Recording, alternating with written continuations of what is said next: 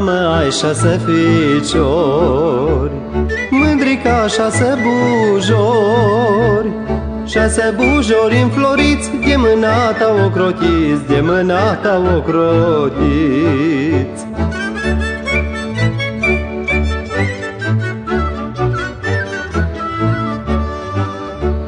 Ai făcut din noapte să crește atâția copii. Știe sufletul din tine cât ți-o fost de greu în lume, cât ți-o fost de greu în lume.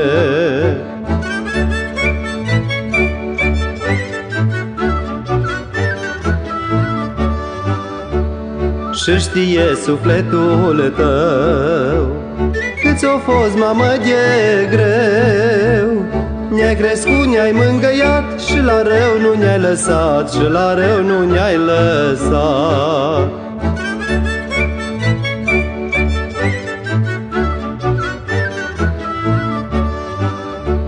Ne-ai ținut la pieptul tău, ne-ai ferit de și-o fost rău. Cât în viață ai suferit, dată nu ne-ai părăsit, dată nu ne-ai părăsit.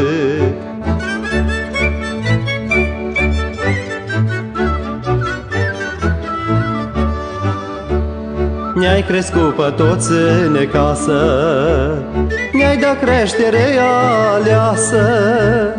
După ce ne-am ridicat, fișor mari de însurat, fișor mari de însurat.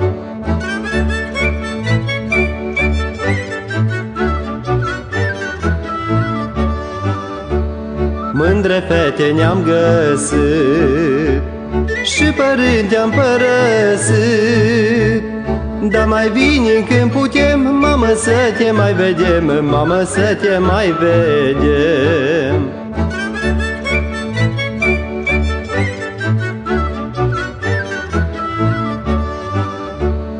Cu neveste și copii, ca să-ți facem bucurii, ne rugăm la Dumnezeu să te apere de rău, să te apere de rău.